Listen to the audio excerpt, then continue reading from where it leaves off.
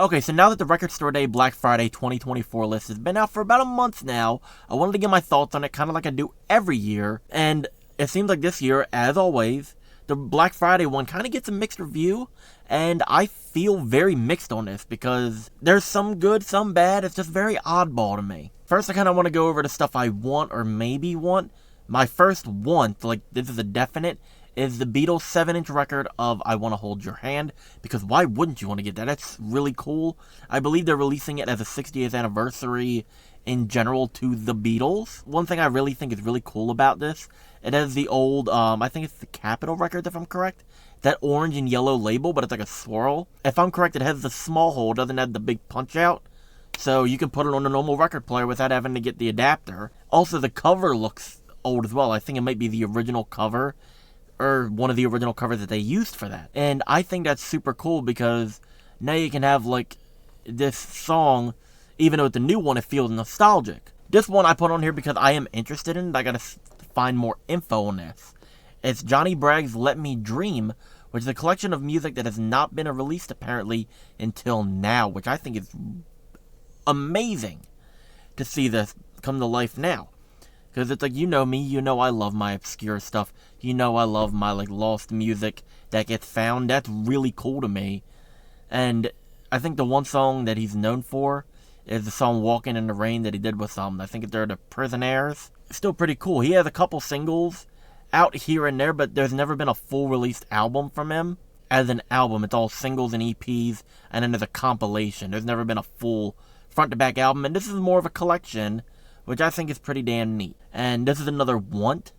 This is the Rolling Stones' Get Your Ya-Ya's Out, which is a live album. Even though I'm not a super fan of live albums, this is a good one. And it's on this beautiful red and white vinyl. It's like, it kind of resembles the Paul McCartney 3, where it was like the two spots on the end and then the main part. It looks really cool. And it's one I barely see talked about, honestly, or released in general. Because I only have one copy of it, actually. And normally of the Stones stuff, like their 60s and 70s, I can at least say I have maybe 2 copies max of each Stones album almost, from the 60s and 70s, other than Satanic Majesties and Beggar's Banquet. Those I only have 1 of each, but like, Goated Soup I have 4 copies. Because it's that easy to end up finding somewhere. So this is cool. I'll have a second copy of Get Your Ya-Ya's Out. I do have it on cassette. I believe I also have it on CD too, maybe. But vinyl-wise, this is my second copy. Another odd one that I have to listen to a bit more to see if I really want it is Soul Dog's Moving On. And it was only pressed 2 times, both in 1976. And it is the only release from the group. What's the first pressing, if you really want to get it, being about a $60 average. If you're into like the funk music from the 70s, it might be a good pickup for you. I'm kind of tossing and turning on it, but it still looks pretty neat. This is a maybe. My problem this time is that it just seems to be padded with remasters, live albums, and picture discs. And I will go over each single one, don't worry, so you understand my frustrations with them. First, picture discs. Everyone hates them. I've never heard anyone excited about a picture disc ever. It's actually turned me away from getting albums. I think, what was it, one of the more recent ones, Emerson, Lake and Palmer, Brain Salad Surgery. I was actually hyped about getting that because that's a good album, but it was on picture disc, so I turned away. I stopped getting picture discs unless it's like the only option, like Twisted's released 7-inch picture discs. Not happy about it, but it's the only medium or media they're gonna be on, so I just cave for those kind and get them just because they're cheaper most of the time for their stuff. But most picture discs sound like shit. The covers they're in are absolute shit, splitting oh so badly, and they're sometimes more expensive. Sometimes a single on a picture disc is like $20 on like a 12-inch. I'm like, what the hell? Remasters for me, honestly, they're a toss-up. First, I'll tell you the way I can understand having a remaster. So I can accept a remaster when it is stuff from between the 1910s to the mid-1960s, or ones where they are so obscure that it's just a miracle to find any copy of it at all. Because for some of these, maybe they can't get the original files. I say files like it's all digital. Like the original recordings to where they can go in and like mix the vocals, mix the guitars, mix the drums, etc. Sometimes you just can't. Like, I think a lot of the, a lot of the Robert Johnson stuff and stuff from that era was recorded, like, mainly, like, one take almost. And it's all into the same microphone or, like, 2 microphones at maximum. So, stuff like that, that can be tough to do. I'm fine with stuff like that if they cannot have the ability to mix individually.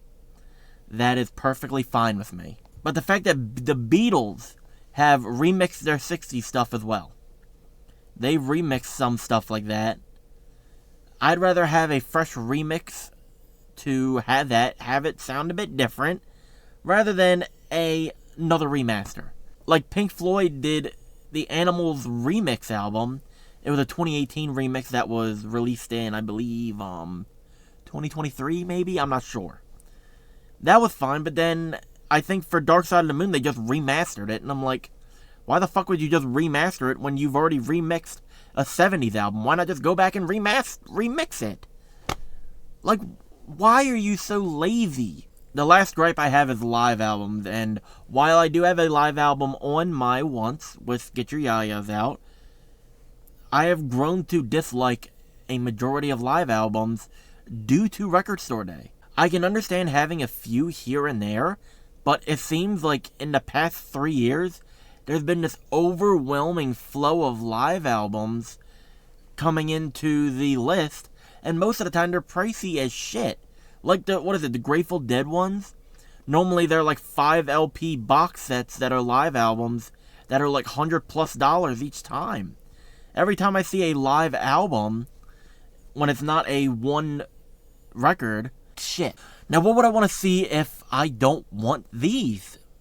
More unique shit. The main one this year, I would say, is a home run with the obscure releases of Gandalf and SRC, both great psych albums from the 60s, being released. We should be looking into pressing more of these, and by these, I mean more obscure albums.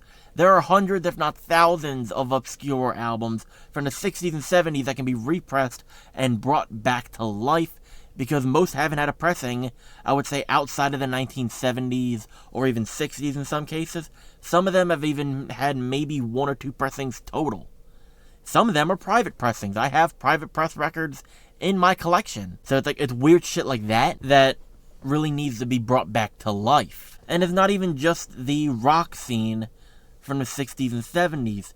It's all the decades up to the 2000s, I would say. And it's also from the genres of, like, punk, metal, folk, country, rap, just because of the very limited quantity that was there. And just them being so hard to find drives the price up more, so a lot more people want them. So why not repress a lot of these great relics of music onto vinyl for people to enjoy? No matter the genre, it should be looking at those instead of repressing another random-ass album. Like, it just don't make sense to me. I'd rather have more odd shit than remasters. And going hand in hand with the odd shit, the obscure releases, is a lot more collections from the vaults. And what I mean by that, stuff like Frank Zappa and David Bowie's teams are doing. I would say Frank Zappa is, like, on top. He's been dead for pretty much 30 years now. He's had a new release every single year. At least 1 or 2 releases every single year. Since the 90s. They just found a whole entire album, but the Funky Nothingness was pretty much like a lost album, apparently. And even all the deluxe editions, his team remasters them like perfect quality type shit. But yet also, on top of that, there's bonus outtakes, there's rehearsals, there's live albums. He has so much stuff that I don't mind the live albums, because there's always unique shit with it. It's not just the same song over and over and over. And in terms of David Bowie stuff, probably my favorite one was I think it's the Rock and Roll Star box set. It goes over the entire Ziggy Stardust era, and it has a lot of not only alternate takes to songs, has a lot of demos, it has a lot of bedroom recordings. Like the track So Long 60s, if I'm correct, that is Moon Age Daydream's first, rendition? But just shit like that. That's so cool. I don't even care if the quality is amazing. So Long 60s did not sound the best, but it preserves the musical history of it and makes everyone happy to hear it, basically. Like, I was so happy to hear that, even in the, iffy quality that it was, because that's a piece of music history that is not lost now. Because they decided to put it all on a big collection to share with the audience. Record Store Day has the chance to basically press some very awesome releases, but I feel like they just don't listen to their audience half the time. I love going to Record Store Day. I've been going since 2017. I don't really see myself stopping anytime soon, just because I keep getting good releases, at least one or two every time I go. But I feel like it's just lost its spark, because it's a 50-50. It's like, is it going to be amazing, or is it going to be awful? The Black Friday one, that's a toss-up for me. But, this year's main one was a home run. So it's very odd. And it's like, I know you can't please everyone. That's perfectly okay to me. You cannot please everyone. There's dozens of solid releases from various bands here that people will eat up and love. I'm not going to say there aren't. There's some really cool ones on here for people. But it just seems like they've just lost the passion. It just seems like they're trying to play it safe rather than try anything cool. Or at least even put a list out of, hey, what would everyone want? There should be some cool, polls or whatever. That would be neat. I would love to participate in some of those. But that's just my thoughts on them. What do you guys think? Let me know what your thoughts are down in the comments about this. What releases are you excited for? What are your feelings about some of the releases? What are your feelings about stuff that I said that I didn't like or liked? I want to hear your feedback because just want to engage with the community more. I will be there on Record Store Day. You already know that for sure. So I will see you all in another video, and take care.